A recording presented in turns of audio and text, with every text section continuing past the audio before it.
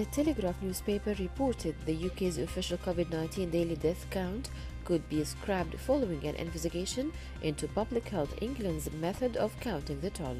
The conclusions of the investigation, which was ordered by Health Secretary Matt Hancock after it emerged officials were exaggerating virus deaths, are expected this week.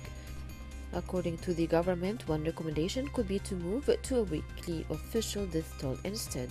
Britain posed its daily update of the death toll last month, and the government ordered a review into how Public Health England reports coronavirus deaths after academics said the daily figures may include people who died of other causes. The health authorities said that China reported on Monday 49 new coronavirus cases in the mainland for August 9th, compared with 23 cases a day earlier. The National Health Commission said in a statement 35 of the new infections were imported cases. There were no new deaths. China also reported 31 new asymptomatic patients compared with 11 a day earlier. China's death toll from the coronavirus remained unchanged at 4,634. Australian Prime Minister Scott Morrison said internal border closures were unlikely to lift before Christmas, as the country on Monday reported a record single-day rise in COVID-19 deaths. There was, however, some evidence that drastic lockdown measures in the city of Melbourne were having an effect, with daily new infections in the state of Victoria slowing to a near two-week low. Australia's federal political system has led to its 8 states and territories taking different measures in response to the crisis, resulting in several internal border closures. New Zealand has taken another baby step towards reopening to the world, with Prime Minister Jacinda Ardern announcing quarantine-free travel to the Cook Islands this year.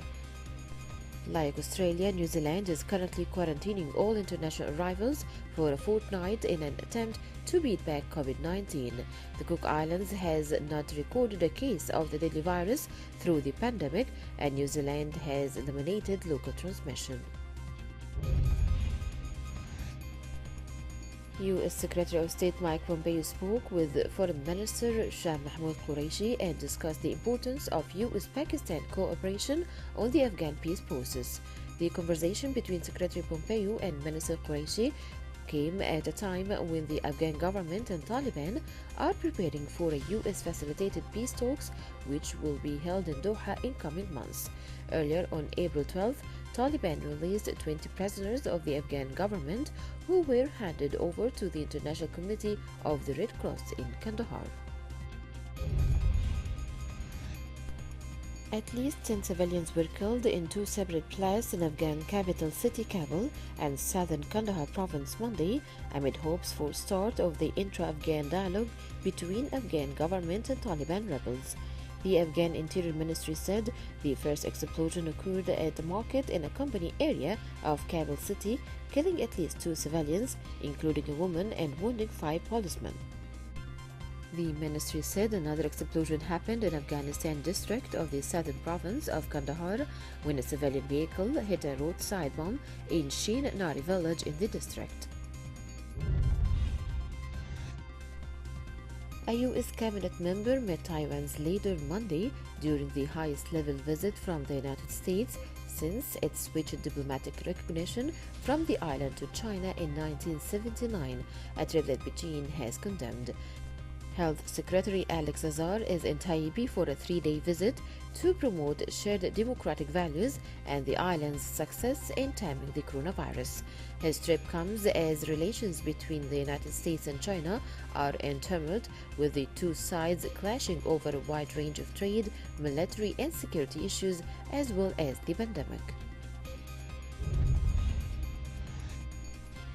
Hong Kong media tycoon Jamie Lai became the highest-profile arrest under a new national security law on Monday, detained over suspected collusion with foreign forces as scores of police searched the offices of his Apple Daily newspaper.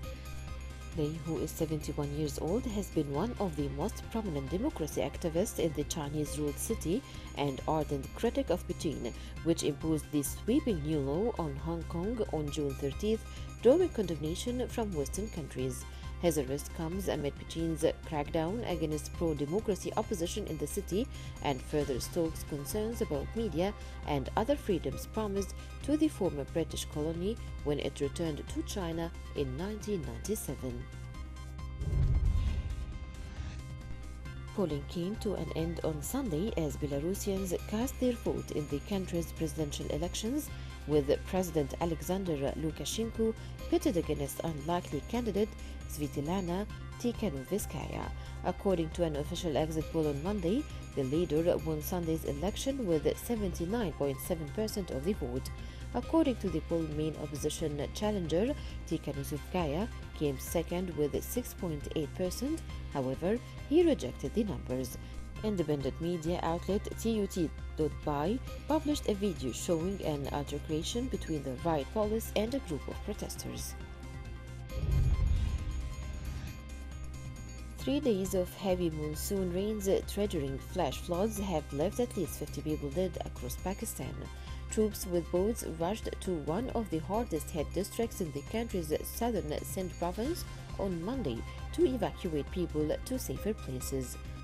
According to Pakistan's National Disaster Management Authority, 19 people were killed in rain-related incidents in northwestern Khyber province, 12 in Sindh, 8 in Punjab province, and 10 in other regions in the past 3 days.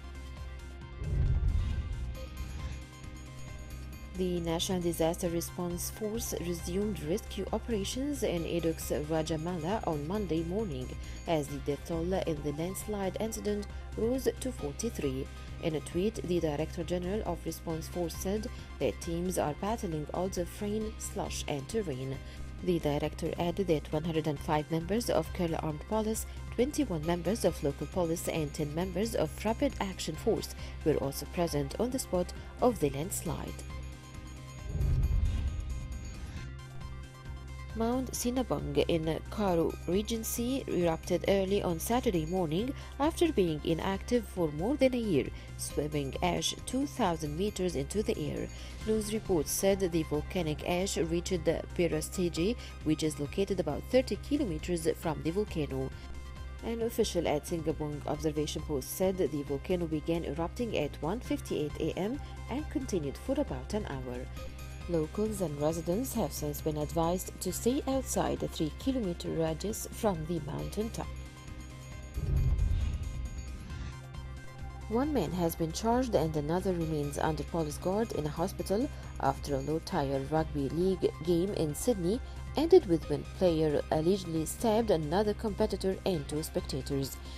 News reports said Monday that New South Wales State Police had arrested and charged a 20-year-old man with a fray and assault occasioning actual bodily harm. The man was due to face court Monday. Police and emergency services were called to North Parramatta on Sunday following reports of an assault after an under-20s community game between Wentworthville Magpies and Penrith Brothers. Colin Morikawa made a stunning late eagle after the drive of his life to pull away from a jam-packed leaderboard and secure a 2-shot victory at the PGA Championship on Monday in only the second major start of his career.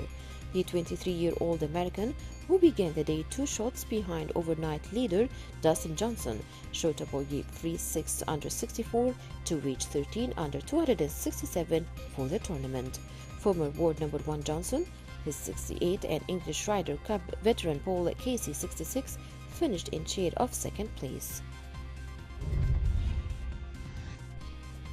A pair of Mahatma Gandhi's glasses will go on sale after staff at the East Bristol Auctions, the largest auction house in southwest England, found them in a plain envelope. Auctioneer Andrew Sue said someone popped them into the auction letterbox on a Friday night and they stayed there until Monday. The glasses are expected to raise more than $19,600 and was the most important find in the company's history.